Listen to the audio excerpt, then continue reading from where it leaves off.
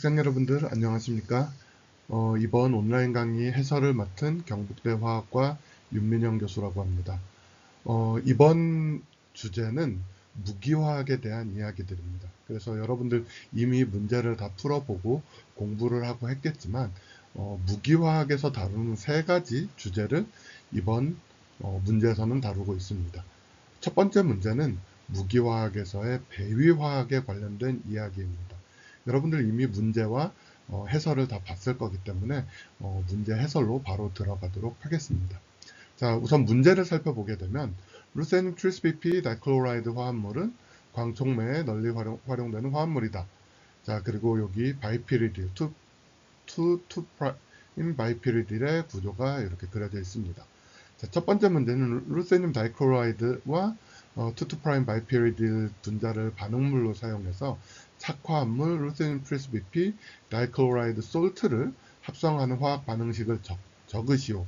그리고 차기온 루세늄 트리스비피 화합물의 기하 구조를 그리고 이성질체 유무를 결정하시오 라고 했습니다. 화학 반응식의 경우는 간단할 것입니다. 아래 보는 것과 같이 루세늄 클로라이드와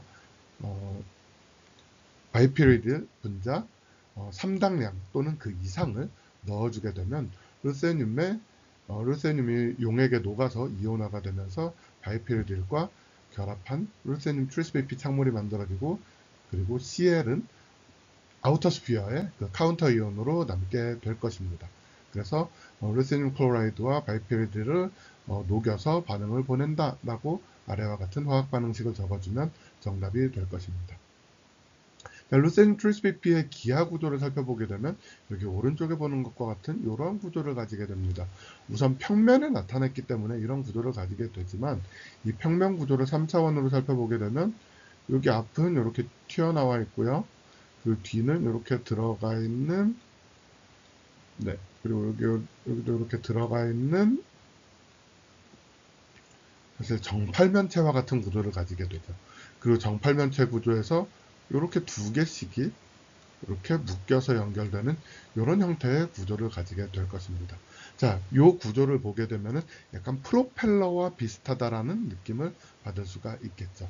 그래서 이런 프로펠러와 같은 구조의 경우 아래 보는 것과 같이 델타와 람다 아이소머를 가지게 됩니다. 두 개는 거울상 이성질체 관계에 놓이게 되고요. 거울상 이성질체에 두 개의 델타와 람다 아이소머를 가지게 된다 라고 하는 것이 정답이 될 겁니다. 자, 다음 문제로 넘어가 보겠습니다. 두 번째 문제는 먼저 주어진 일렉트론 트랜지션에 대한 그 실험 결과값과 그리고 그것에 대한 설명을 먼저 살펴보도록 하겠습니다. 루세늄 트리스비피 다이클로라이드 화합물의 전자 흡수 및 발광 스펙트럼이다. 여기 파란색 부분이 흡수 스펙트럼이고요. 붉은색 부분이 발광 스펙트럼입니다. 그리고 두 개의 MLCT가 이렇게 있고요. 각각 3중항 단위량으로 전자배치로의 전자전이다. 그리고 LC는 여기 적혀 있듯이 파이 L에서 파이 L 스타, 그 다음에 MC는 DM에서 시그마 M 스타라고 적어놨습니다. 그리고 에너지들이 이렇게 배치되어 있죠.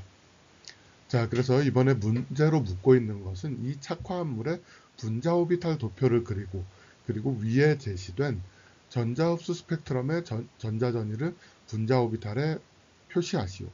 그리고 왜 MLCT의 흡광 개수가 DD 전자전이 MC보다 훨씬 큰 이유를 설명하시오 라고 묻고 있습니다. 자, 여러분들 기본적으로 6배위 착물, 정팔면체 6배위 착물의 MO 다이어그램을 그릴 수 있을 겁니다. 그리고 MO 다이어그램을 보게 되면은 이와 같은 기본 구조가 나오게 될 것입니다. 왼쪽에 금속이 있고요. 오른쪽에 리간드 오비탈이 있고요. 그것들이 서로 상호작용을 해서 이와 같은 MO가 나오게 되는데요. 이 MO에서 첫 번째로 고려해야 될 것은 스펙트로 케미컬 시리즈. 과연 얘가 바이 도너냐, 어셉터냐, 아니면 오늘 시그마 도너냐 라고 봤을 때, 바이피리딜의 경우는 스펙트로 케미컬 시리즈를 보게 되면 물이 거의 시그마 도너, 뉴트럴한 시그마 도너에 가깝고요. 자, 이쪽 CO나 CN에 가까워지게 되면 파이 어셉터에 가까워지게 되죠. 그래서 바이피리드는 약한 파이 어셉터 캐릭터를 가지고 있다는 것을 알 수가 있습니다. 자, 두 번째 중요한 점은, 자, 여러분들이 요와 같은 요 가운데 요런 에너지 다이어그램을 대략적으로 예상할 수는 있지만 에너지 순서를 정확하게 판단하기에는 요 스펙트로케미컬 시리즈 정보만 가지고는 어려울 것입니다. 하지만 여러분들 앞 슬라이드에서 DD 트랜지션 그리고 MLCT, LMCT의 에너지 범위에 대해서 줬었죠. 그래서 그 에너지를 고려하게 되면은 자, 여기 리간드의 파이 스타 오비탈의 준위가 여기 놓여야 되고요. 그리고 금속의 d 오비탈, 2G에 해당되는 d 오비탈이 루머보다 리간드의 루머보다 더 높은 에너지 준위의 존재를 해야 될 것입니다. 그래서 이 두 가지 에너지 준위 순서만 결정을 하면 나머지 에너지 준위들은 일반적인 d 오비탈 전자 배치의 에너지 준위 순서를 따르게 됩니다. 자, 그리고 이 MO 다이어그램 위에 어떤 것이 LMCT이고 LC이고 MC이고 MLCT인지를 보게 되면 LMCT가 에너지가, 자, 파장이 제일 짧은 쪽에 있었죠. 그렇기 때문에 에너지가 제일 큰 전위, 그리고 리간드에서 리간드로 전위, 여기 아래 여기까지가 리간드고요. 여기부터 금속이죠. 그래서 리간드로부터 리간드로의 전위, 죄송합니다. LMCT니까 리간드로부터 메탈의 오비탈로의 전위, 그래서 여기 리간드에 전자가 차 있는 가장 높은 에너지 준위부터 전자가 차 있지 않은 금속의 가장 낮은 에너지 준위로 전위, 요게 LMCT가 될 것입니다. 두 번째, 리간드 투 리간드 차지 트랜스퍼는 당연히 전자가 차 있는 가장 높은 에너지 준위의 리간드 파이 L, 여기서부터 전자가 차 있지 않은 가장 낮은 준위의 리간드 오비탈은 바로 요게 LC가 될 거고요. 그 다음에 DD 트랜지션 MC는 당연히 여기 d 오비탈 T2G부터 d 오비탈 2G까지의 에너지 준위, 초록색이 MC가 될 겁니다. 그리고 가장 인텐시티가 강하게 나타나는 것 중에 하나인 MLCT의 경우는 바로 여기 빨간색의 요 에너지에 해당이 될 겁니다. 자, 그래서 여러분들 에너지 다이어그램에 이와 같이 에너지 전자 전위에 대한 화살표를 그릴 수 있어야 하고요. 자, 그러면 왜 하필 차지 트랜스퍼 밴드, MLCT, LMCT는, 특히 여기선 지금 MLCT를 묻고 있죠. MLCT의 경우는 전자 전위가 강하게 결국 흡광계수가 크게 나타나는 반면에 DD 트랜지션의 경우는 흡광계수가 작게 나타난다. 왜 그럴까라는 것을 살펴보게 되면, 자, 전자 전위의 파동함수 식을 보게 되면은, 자, 그라운드 스테이트부터 익사이티드 스테이트까지, 그리고 가운데에 일렉트로닉 트랜지션에 대한 오퍼레이터가 들어가게 됩니다. 자, 이때 전자전위의 경우 전자전위의 경우 여기 5가지의 파동함수가 들어가게 되는데, 트랜슬레이셔널 로테이셔널의 경우는 트랜슬레이션과 로테이션 그리고 바이브레이션의 경우는 여기 전자전위에서는 무시를 하게 됩니다. 그래서 우리가 여기서 고려해야 될 거는 오비탈에 의한 트랜지션과 스핀에 의한 트랜지션에 대해서 살펴보게 되면, 자, 이와 같이 오비탈 바이브레이션 또는 오비탈에 의한 전자전위와 스핀에 의한 전자전위 두 가지가 일어날 수 있느냐, allowed 트랜지션이냐 또는 forbidden 트랜지션이냐에 대해서 결정을 해야 될 것입니다.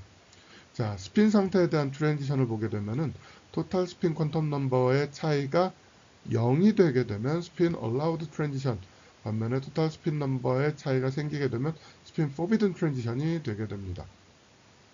DD 트랜지션과 그리고 차지 트랜스퍼 모두 다 스핀 allowed 트랜지션이 됩니다. 물론 스핀 forbidden 트랜지션도 일어날 수는 있겠지만 여기서 보는 것처럼 델타 S가 0인 경우에 forbidden이 되기 때문에 그 인텐시티가 매우 작아서 상대적으로 보이지 않게 됩니다. 그래서 두 전자전이 모두 DD 트랜지션 그리고 MLCT 모두 스핀 allowed 트랜지션이 되게 됩니다. 그래서 스핀 allowed냐, 스핀 forbidden이냐, 스핀 셀렉션 룰을 가지고는 이 두 전자전위의 흡광계수의 차이를 설명할 수가 없습니다. 그렇다면 두 번째, 오비탈에 의한 영향을 보게 되면 자, 이와 같이 irreducible representation 3개를 놓고 보게 되면 그라운드 스테이트의 오비탈, 그 다음에 excited 스테이트의 오비탈, 그리고 그 일렉트로닉 트랜지션에 대한 오퍼레이터가 들어가게 되는데, DD 트랜지션에서는 요 가운데 들어가는 오퍼레이터의 캐릭터가 달라지게 됩니다. 그래서 여기 지금 위에 MLCT의 경우는 오퍼레이터의 대칭을 고려했을 때 전자전이 그라운드 스테이트의 오비탈, 익사이티드 스테이트의 오비탈, 그리고 오퍼레이터를 모두 다 고려를 했을 때 전자전이가 게라데 특징을 가지기 때문에 스핀 얼라우드 트랜지션이면서 스핀 얼라우드 트랜지션이면서 스핀 얼라우드 트랜지션에서 라프로테 얼라우드 트랜지션 d 오비탈에서 p 오비탈로 차지 트랜스퍼이기 때문에 모두 다 셀렉션 룰에서 허용되는 전자전이어서 그 입실론 값이 10,000 이상으로 매우 크게 나타나는 반면에 여기 지금 DD 트랜지션의 경우는 오퍼레이터의 대칭을 고려했을 때 전자전이가 운게라드 특징을 가지게 됩니다. 그렇기 때문에 여기 두 번째에 있는 스핀 얼라우드지만 라포르테 포비든 트랜지션이 됩니다.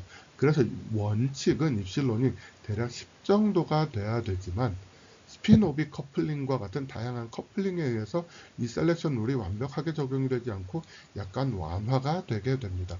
그래서 실제로는 10까지 작아지진 않고 실제 실험값으로는 약 5,000 정도로 상대적으로 어쨌든 스핀 얼라우드, 라포르테 얼라우드 트랜지션에 비해서는 라포르테 포비든 트랜지션이기 때문에 흡광 계수가 훨씬 더 작아지게 됩니다. 그래서 기본적으로 금속 차기온에서 발생하는 DD 트랜지션의 경우는 모두 다 라포르테 포비든 트랜지션이다. 그래서 차지 트랜스퍼 트랜지션에 비해서는 훨씬 더 업소션 코에피션트가 작게 나온다. 업소션 인텐시티가 작게 나오게 된다. 라는 것을 이해할 수 있으면 될 것 같습니다. 마지막 세 번째 문제로 넘어가 보겠습니다. 1번의 세 번째 문제는 차기온 루세늄 트랜스BP가 전자를 흡수해서 들뜬 상태가 된 이후에 에너지를 방출하고 바닥 상태로 가는 방법이 두 가지 경로가 존재한다. 각 경로의 바닥 상태의 생성물은 루세늄 트랜스BP 2 플러스와 루세늄 트랜스BP 3 플러스다 라고 적고 있습니다. 다만 여기서 진동 및 열 방출에 의한 전자전이는 무시한다. 또한 한 가지 더 무시할 게 단일항에서 3중항으로 전자전이는 무시하고 3중항 들뜬 상태에서 바닥 상태로 전자전이만 고려한다라고 되어 있습니다. 자, 여기서 물론 단일항으로 전자전이가 일어나고 거기서 3중항으로 내려오고 이런 전자전이들도 있지만 그런 것들까지 이야기를 하게 되면 물리화학의 영역으로 넘어가기 때문에 우선 무기화학에서는 요 단일항 상태로 트랜지션이 일어난 전자들은 모두 다 3중항으로 넘어왔다라고 가정하고 여기서의 전자전이만 고려를 해서 설명을 하면 될 것 같습니다. 자, 그래서 여기 오른쪽 그림에 그 이야기가 잘 설명이 되어 있습니다. 자, 바닥 상태인 루세늄 트랜스BP 2 플러스가 전자를 받게 되면은 위에 단일항 상태로 익사이테이션이 일어나게 됩니다. 물론 3중항으로 익사이테이션이 일어나는 것도 있습니다만 어쨌든 그 비율은 적을 겁니다.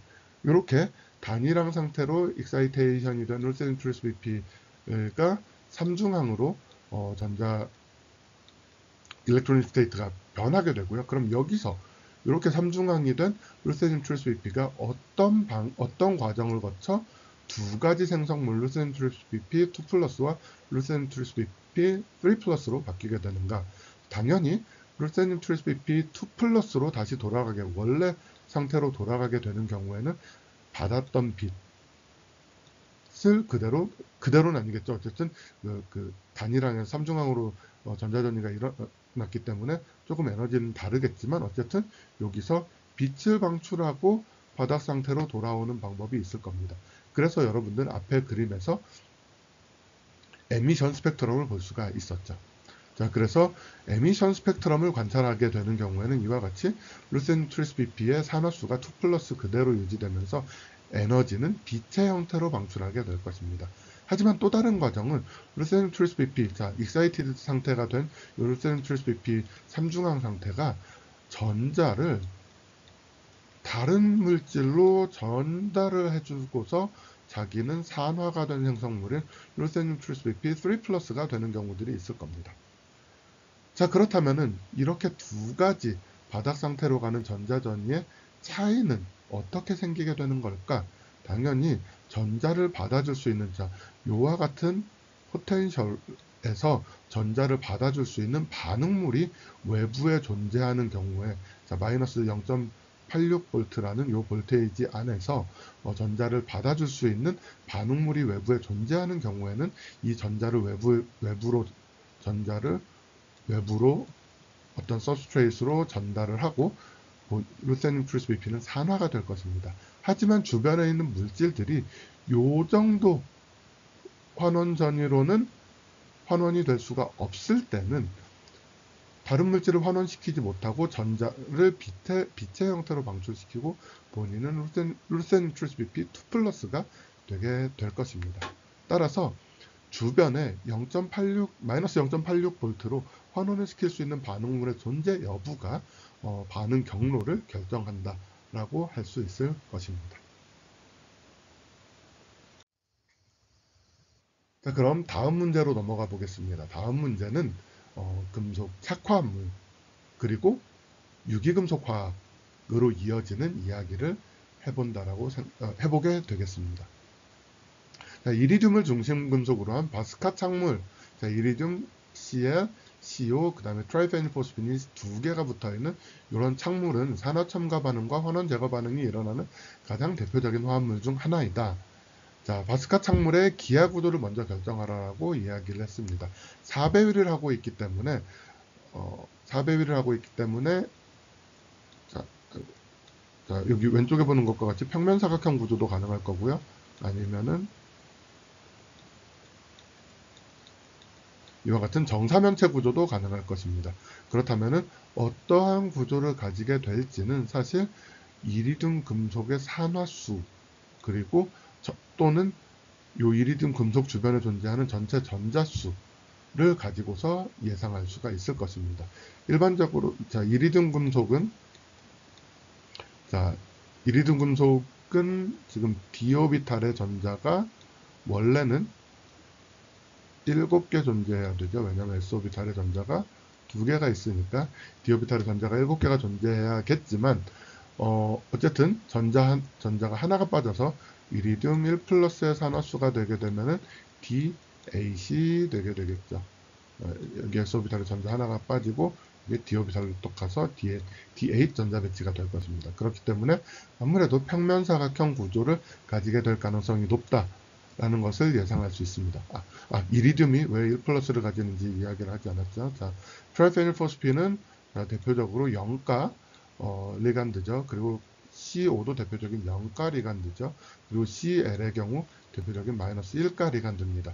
그리고 요 대괄호 밖에 아무런 카운터 이온이 없었기 때문에 요 대괄호 안에서 정기적으로 중성을 이루어야 합니다.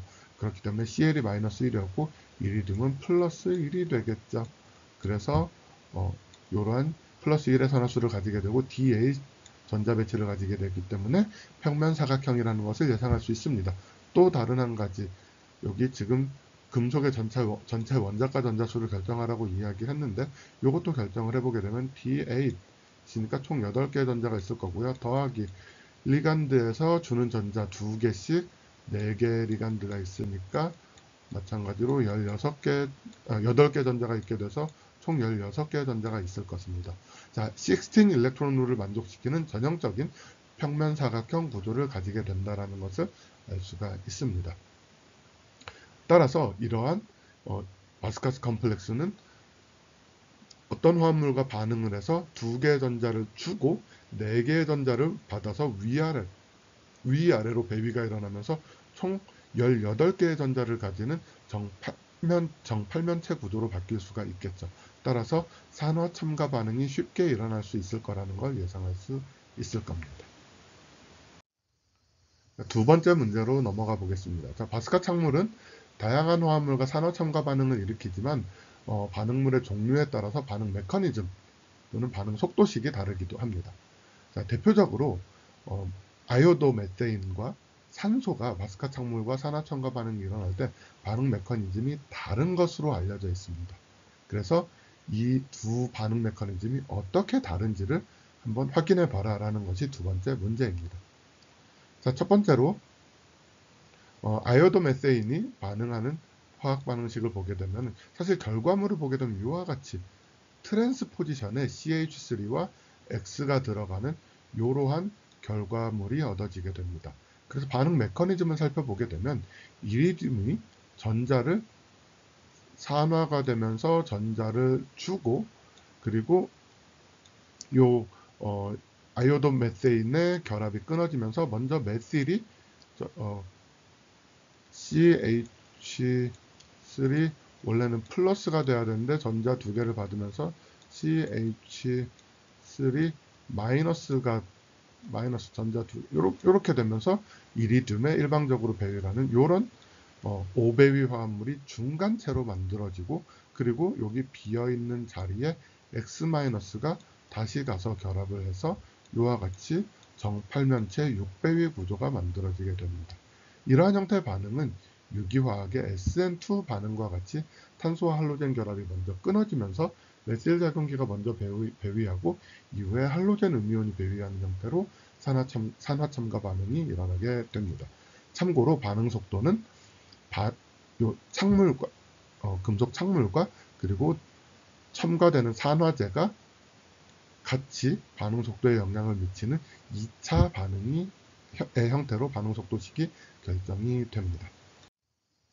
반면에 바스카 창물이 산소와 반응을 하는 경우에는 산소는 이중결합을 가지고 있기 때문에 이 이중결합을 한 번에 끊고 산소가 하나씩 결합한 다음에 다시 이렇게 산소 결합이 만들어지는 반응이 일어나기가 훨씬 더 어렵습니다. 그래서 이 경우는 산소가 이렇게 한쪽에서 결합을 하게 되는 씬 형태로 반응이 일어나게 됩니다. 그래서 이 4개의 리간드들이 한쪽 방향으로 밀려나서 또는 2개의 리간드가 이렇게 한쪽 방향으로 밀려나서 이와 같은 정팔면체 구조를 만들게 됩니다.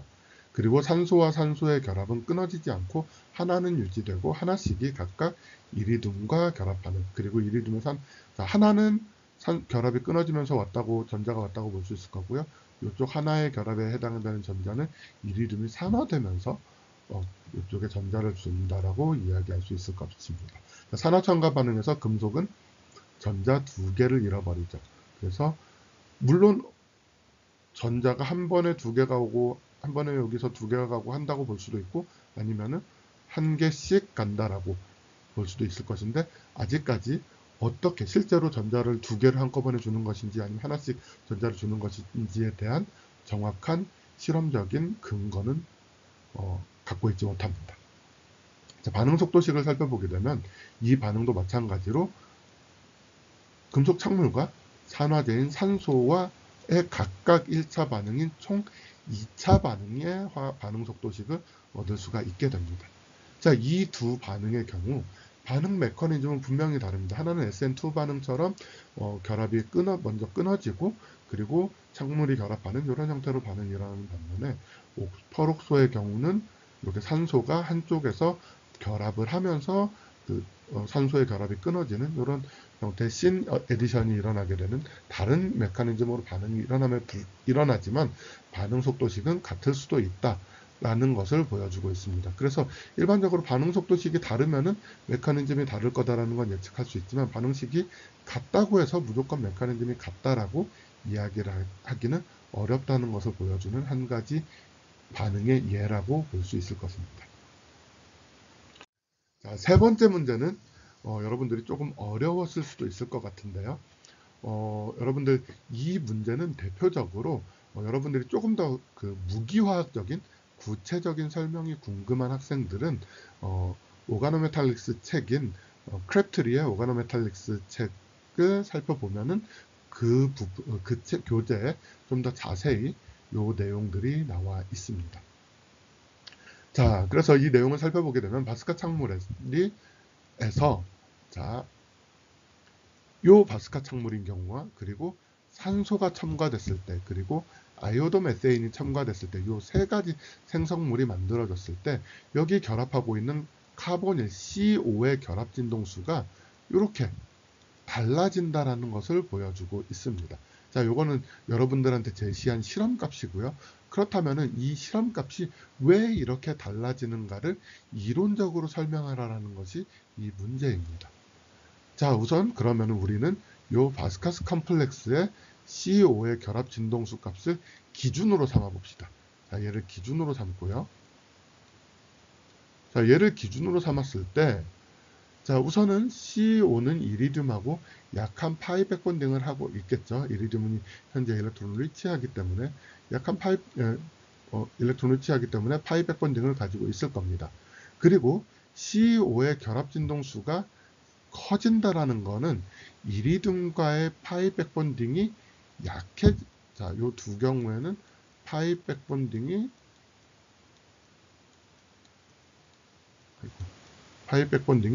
약해진다라는 것을 의미를 하겠죠. 파이 백본딩이 자, 요 백본딩이 약해져야지 요 결합의 세기가 강해지겠죠. 왜냐하면 파이 백본딩은 요 CO 결합의 CO 트리플 본드의 결합 자수를 낮춰주기 때문에 그렇죠. 자, 그러면은 바꿔 말하면은 자, 요 두 착물의 경우 특히 요 아이오도 메세인이 산화 첨가 반응이 일어난 경우에 더 그 C와 이리듐과 카본일의 파이 백본딩이 약하다.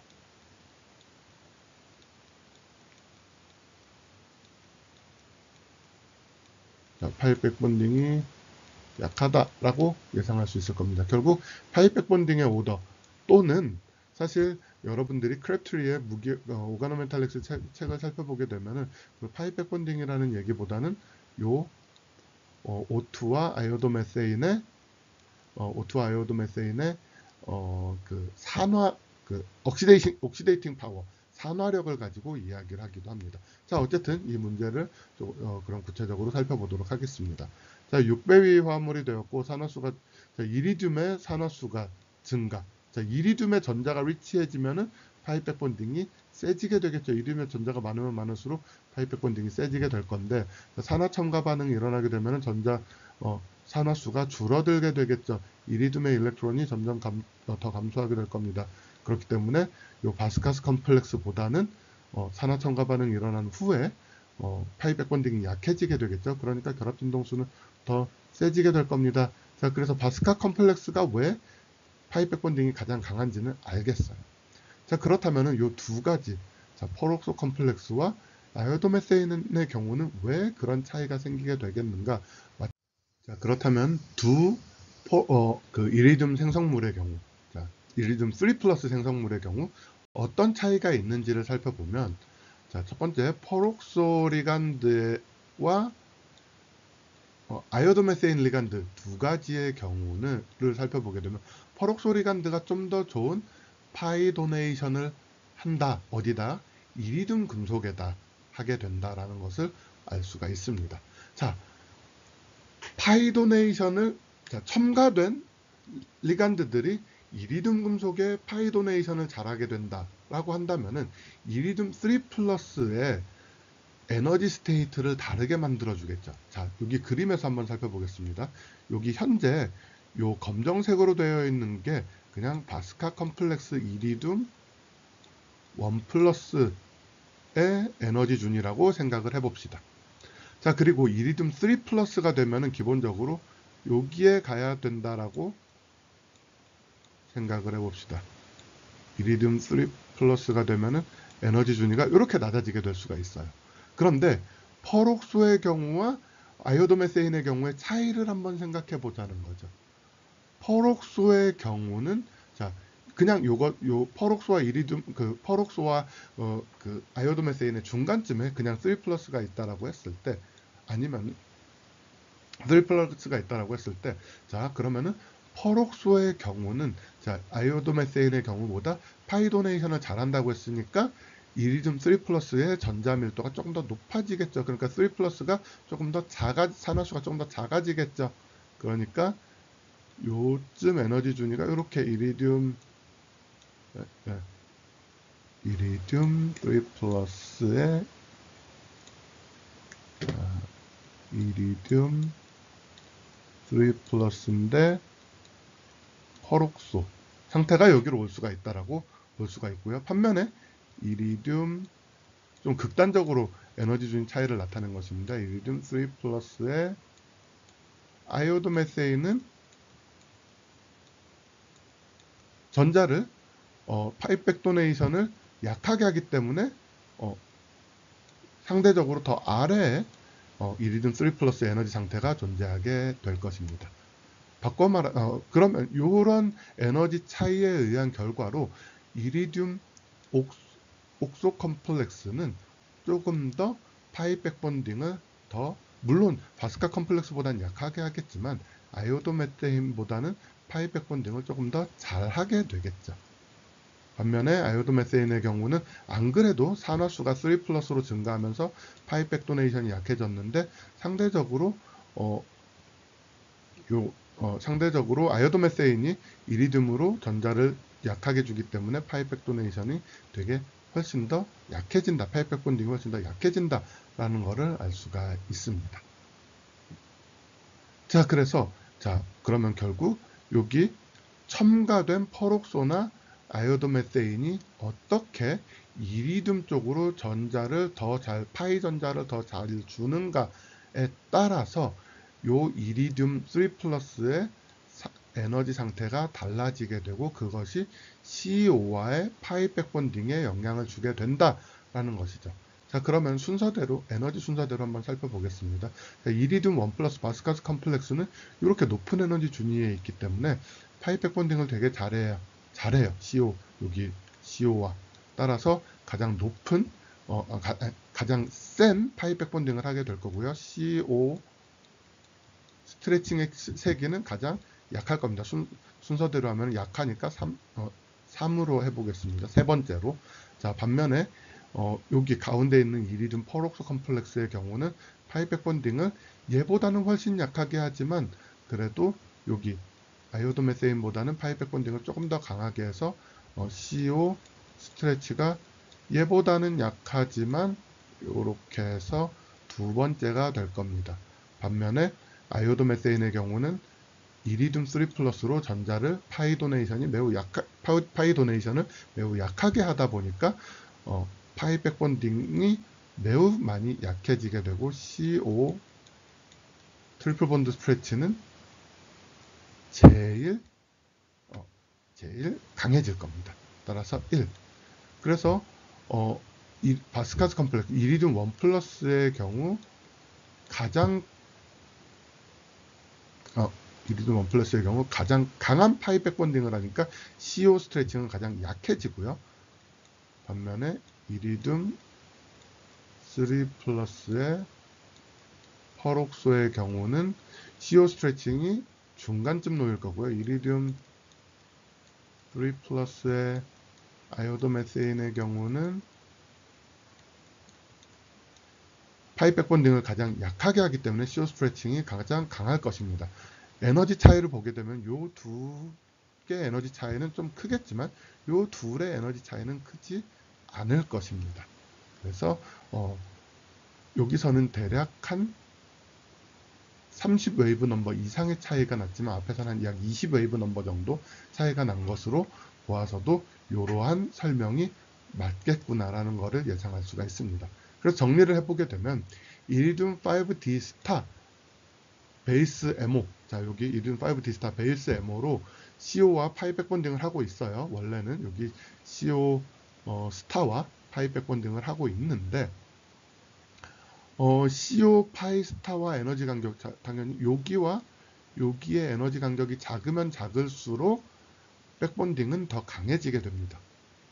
그래서 바스카스 컴플렉스는 가장 높은 에너지 준위에 있기 때문에 자, 이리듐 1 플러스일 때가 3 플러스일 때보다 에너지 준위가 더 높기 때문에 CO와의 에너지 간격이 CO 파이 스타와 에너지 간격이 더 작아서 파이백 본딩이 가장 클 겁니다. 그래서 여기 이리듐 플러스가 가장 크다. 자, 두 번째, 이리듐 이리듐 3 플러스의 퍼록소 컴플렉스는 퍼록소의 파이스타가 파이 도네이션을 이리듐 센터로 파이 도네이션을 하게 됩니다. 그래서 원래 3 플러스가 가져야 되는 것보다 더 높은 에너지 준위의 이리듐 3 플러스의 퍼록소의 경우 에너지 준위가 존재하게 되죠. 그러니까 파이 백본딩이 있긴 하지만 바스카스 컴플렉스에 비해서는 약하고 보통 3 플러스에 비해서는 조금 더 강한 파이 백본딩을 하게 되겠죠. 그러니까 CO 스트레치는 더 CO 스트레치는 더 강해지게 되겠죠. 파이 백본딩. 물론 바스카스 컴플렉스보다는 약하고요. 여기 아이오도메세인보다는 커지게 되겠죠. 어쨌든 중간쯤에 놓이게 될 겁니다. 반면에 아이오도메세인의 경우는 메실기가 파이도네이션을 거의 하지 못해요. 아이오딘은 파이도네이션을 약하게 하지만 퍼록소보다는 잘하지 못합니다. 그러니까 바꿔 말하면 이리듐의 파이도네이션을 하는 정도가 매우 약합니다. 그래서 거의 파이도네이션을 안 하는 이리듐 3 플러스 상태에 놓이게 되고 파이 백본딩을 가장 약하게 합니다. 그래서 CO 스트레치는 가장 강하게 되겠죠. 그래서 IR 스트레치의 3개의 차이를 얻게 되는 것입니다. 물론 무기화 이제 오가노메탈리스의 교과서에서는 요 파이도네이션을 하는 차이를 옥시데이팅 파워라는 말로 바꿔서 설명을 하고 있기도 합니다.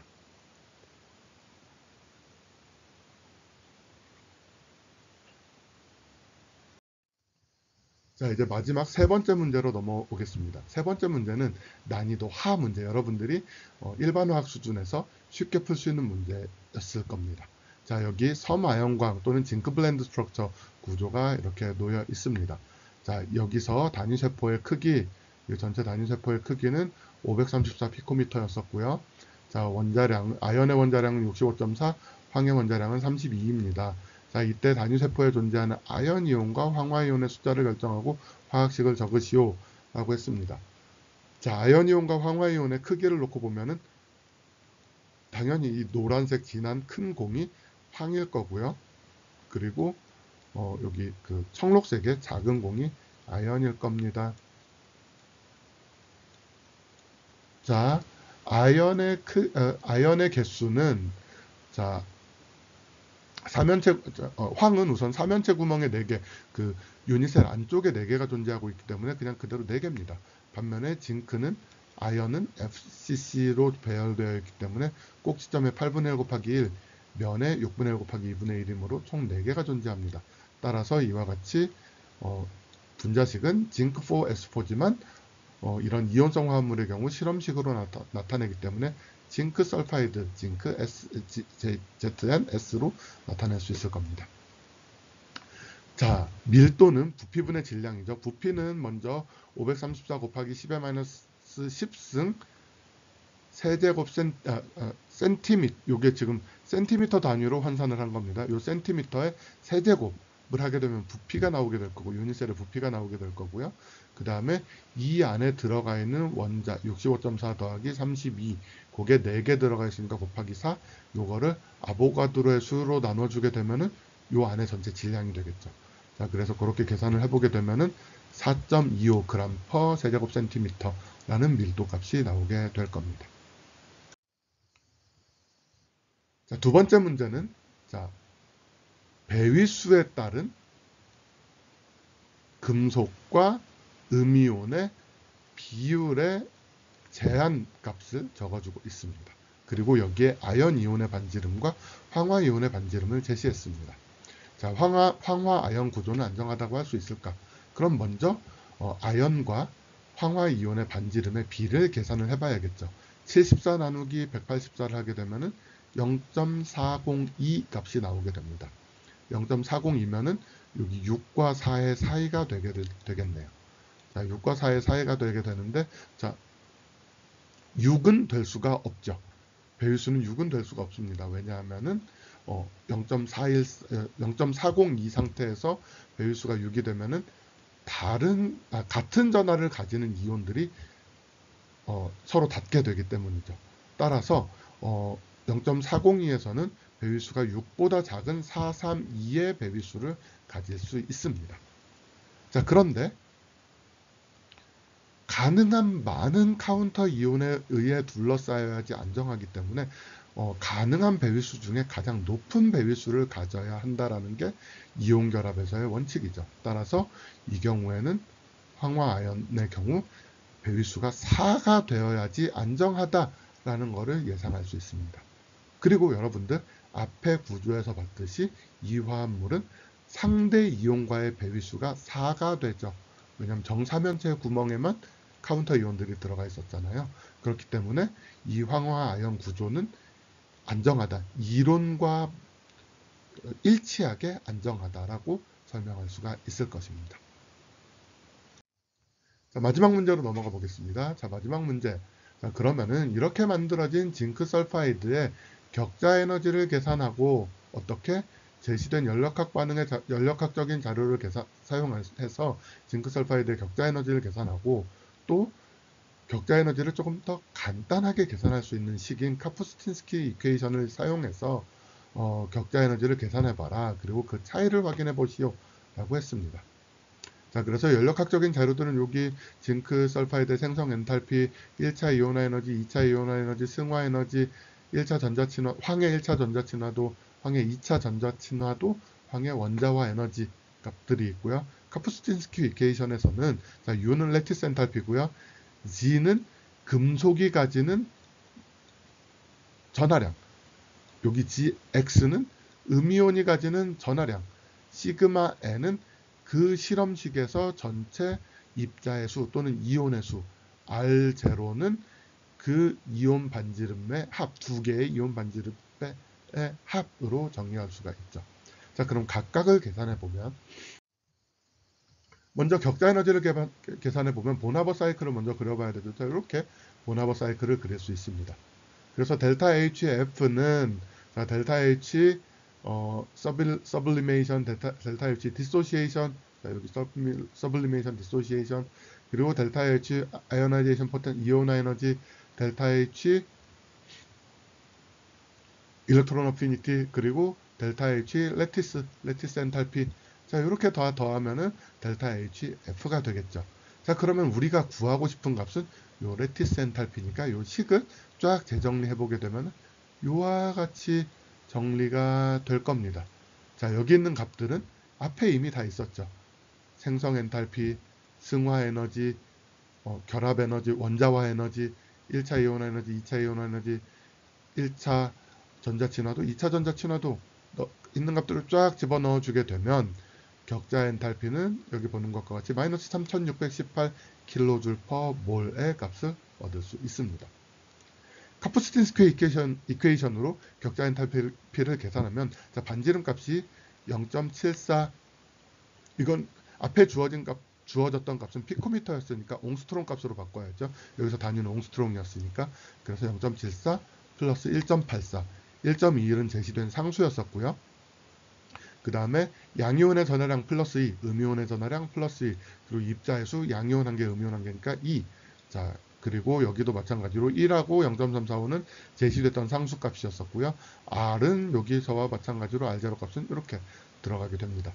그래서 계산을 해보면 3.25 메가줄 퍼몰, 그래서 위와 단위를 통일시키기 위해 킬로줄 단위로 계산을 하게 되면 3250kJ per 몰의 값을 얻을 수가 있습니다. 자, 두 가지 방법으로 계산한 결과값은 약 10% 정도의 차이가 있습니다. 하지만 카푸스틴스키 이퀘이션의 식의 단순하게 계산할 수 있다라는 그런 장점을 생각한다면은 카푸스틴스키 이퀘이션도 매우 유용한 레티스 엔탈피를 계산하는데 유용한 방법으로 사용할 수 있다라는 것을 예상할 수 있을 것입니다. 자, 그래서 여기까지 이번 온라인 교육 문제풀이 동영상을 마치도록 하겠습니다. 네, 그럼 지금까지 경청해 주셔서 감사합니다.